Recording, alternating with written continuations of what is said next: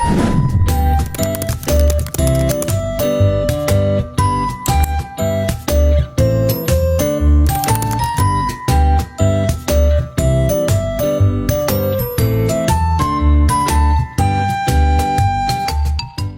zaman dahulu, di negeri antah berantah, hiduplah sepasang suami istri yang sangat miskin karena disumpahi oleh Batara Indra dan sangat dibenci orang setiap kali mereka mengemis di pasar dan kampung. Mereka dipukuli dan diusir hingga ke hutan. Oleh karena itu, tinggal sepasang suami istri itu di hutan dan memakan batang kayu dan buah-buahan. Setelah beberapa lama, istri si miskin hamil selama 3 bulan. Sang istri ingin sekali memakan buah mangga yang ditanam di taman raja. Si miskin pun terketuk hatinya, karena dahulu ia di keindaraan waktu menjadi raja. Ia tidak ingin memiliki anak, namun sekarang ia akan memiliki anak dan berkata, Istriku, apa kamu ingin membunuhku? Apakah kamu tidak tahu tentang masa lalu kita? Jangan meminta sesuatu. Kita tidak bisa mengambil buah mangga yang ada di taman raja. Setelah istrinya mendengar perkataan suaminya itu, ia semakin menangis. Lalu suaminya berkata, Diamlah istriku, jangan menangis. Aku akan mencarikan buah mangga itu dan memberikannya padamu. istrinya pun berhenti menangis. Lalu si miskin pergi ke pasar mencari buah mangga. Setelah sampai di pedagang buah mangga, ia ragu untuk meminta buah mangga karena ia takut orang akan memukulinya. Pedagang buah mangga pun bertanya, Hai miskin, apa yang kamu inginkan? Jika Tuhan mempunyai belas dan kasihan, berikanlah saya sebiji buah mangga yang sudah busuk, Tuhan. Orang yang berada di pasar pun menjadi iba karena mendengar kata-kata si miskin itu.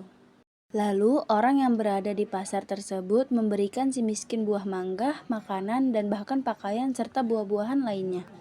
Si miskin pun heran karena biasanya ia diusir, dipukul, hingga dilempari kayu dan batu. Setelah berpikir seperti itu di dalam hatinya, ia pun pergi ke hutan untuk menemui istrinya. Istriku, ini buah mangga, makanan, pakaian. Kemudian istrinya menginjak-injak apa yang diperoleh si miskin tersebut sambil menceritakan apa yang terjadi. Istrinya pun menangis dan tidak mau makan jika bukan buah mangga yang ditanam di taman raja dan berkata, Biarkan saja aku mati. Si miskin pun sangat terpukul melihat perbuatan istrinya.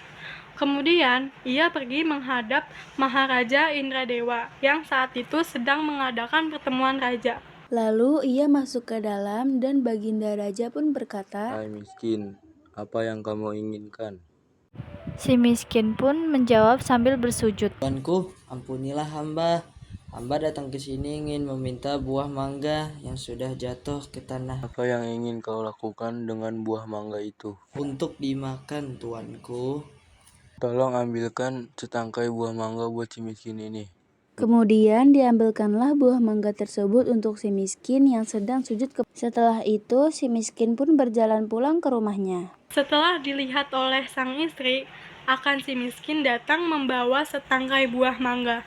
Ia pun tertawa senang sambil memakan buah mangga tersebut. 3 bulan kemudian, sang istri menangis ingin memakan buah nangka yang ditanam di taman raja. Dengan cara yang sama, si miskin pun mendapatkan buah nangka yang ditanam di taman raja untuk istrinya yang sedang mengidam itu.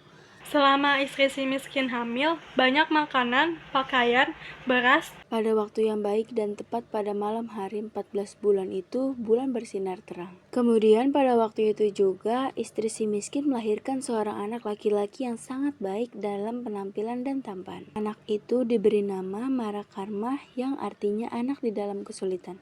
Dengan takdir Allah Subhanahu wa Ta'ala melimpahkan kepada hambanya, si miskin pun menggali tanah untuk membuat tempat tinggal untuk keluarganya. Ketika ia menggali tanah untuk menancapkan tiang, ia menemukan telaju besar yang berisi banyak emas. Istrinya pun datang untuk melihat dan berkata, Emas ini tidak akan habis sampai anak cucu kita, suamiku. Ia pun menjadi kaya dan membeli barang-barang dan kebutuhannya seperti kendi, utar-utar pelana kuda, keris, dan sebagainya.